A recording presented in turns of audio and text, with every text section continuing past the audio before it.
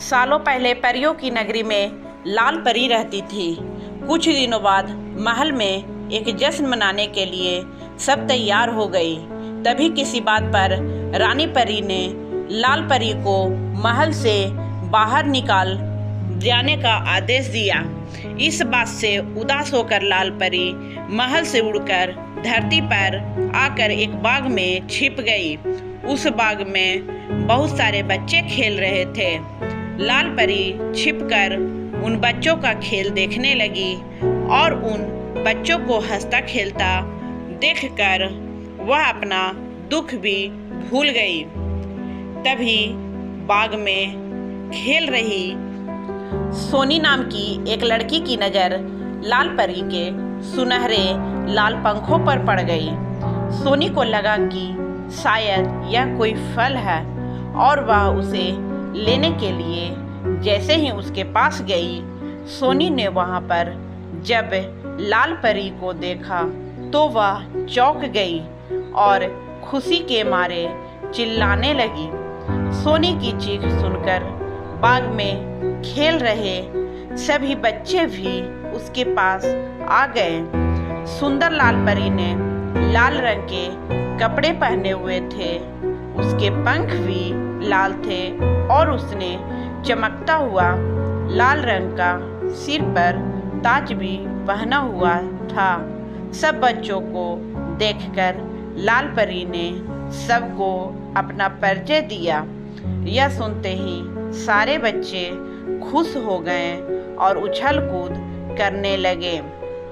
बच्चों ने दादी से कहानी में सुना था कि लाल परी सारी मनोकामनाएं पूरी करती है। इसी वजह से सारे बच्चे लाल परी को देखकर और खुश हो गए और अपनी इच्छाएं बताने लगे। तभी चिंटू की इच्छा सुनने के बाद लाल परी ने अपनी छड़ी घुमाई और चिंटू हवा की सैर करके वापस जमीन पर आ गया।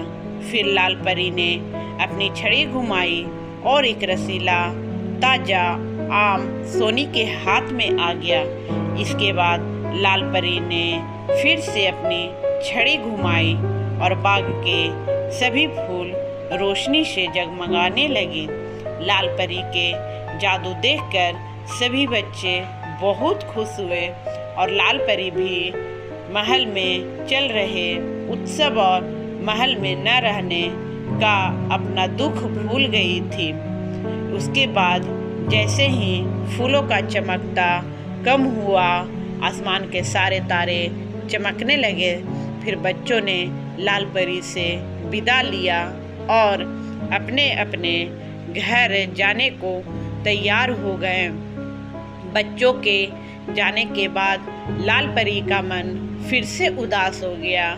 लाल परी को उदास देखकर सोनी से रहा न गया तो उसने उससे उसकी उदासी का कारण पूछा। लाल परी ने सोनी को रानी परी की सारी बातें बता दी। यह सुनने के बाद सोनी ने कहा, आपने कोई शरारती हरकत की होगी, तभी रानी परी ने ऐसी सजा दी है। मैं जब भी घर में शरारत करती हूँ तो मेरी माँ भी मुझे कोई न कोई सजा देती है। सफाई देते हुए लाल परी ने कहा, नहीं, मैंने कोई शरारत नहीं की थी। लाल परी की सफाई सुनकर मुस्कुराते हुए सोनी ने फिर से कहा, कुछ तो शरारत की होगी। इतना सुनते ही लाल परी ने अपनी छड़ी और नजरें सोनी से चुरा ली। नजरें नीची करते हुए लाल परी ने कहा, हाँ, मैंने एक शरारत की थी। नोटू बौना सीढ़ी पर खड़ा होकर परी महल के सबसे ऊंची घड़ी की सफाई कर रहा था। मैंने सीढ़ी को हिला दिया था। डर के मारे वह घड़ी की सुई पकड़कर उसी पर लटक गया और परी महल के सबसे बड़ी घड़ी की सुई टूट गई।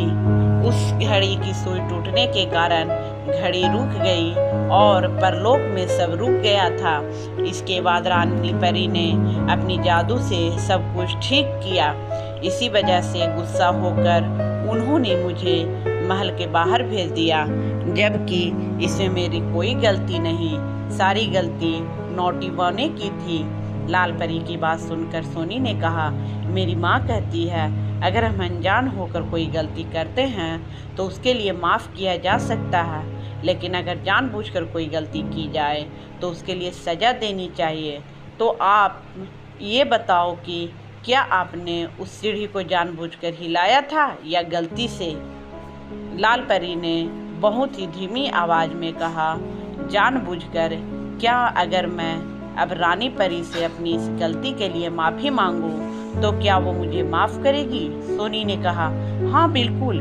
मेरी माँ ने यह भी बताया है कि अगर कोई कार्य सच्चे मन से किया जाए तो वह जरूर सफल होता है।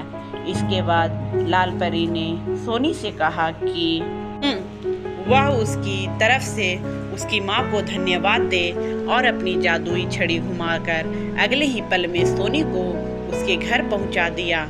सोनी की माँ के विचारों को सुनने के बाद लाल परी ने अपने मन में ठान लिया कि अब वह परीलोक ही सबसे अच्छी परी बनेगी।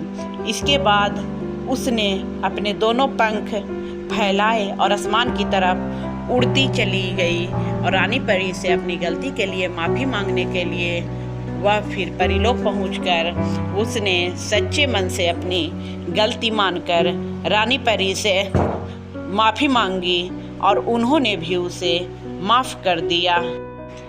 इस कहानी से हमें यह सीख मिलती है कि बेवजह किसी को परेशान नहीं करना चाहिए और अगर अपनी किसी गलती के लिए माफ़ी मांगना चाहते हैं तो उसके लिए सच्चे मन से माफ़ी मांग लेनी चाहिए।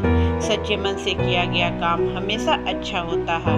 अगर आपको हमारा ये वीडियो पसंद आए तो आप इसे एक लाइक, सब्सक्राइब और बेल आइकन घंटी दबाना ना भूलें और इसे ज़्यादा से ज़्यादा शेयर करें। तो आपको ये कहानी कैसा लगा आप लोग कमेंट बॉक्स में ज़रूर बताएं।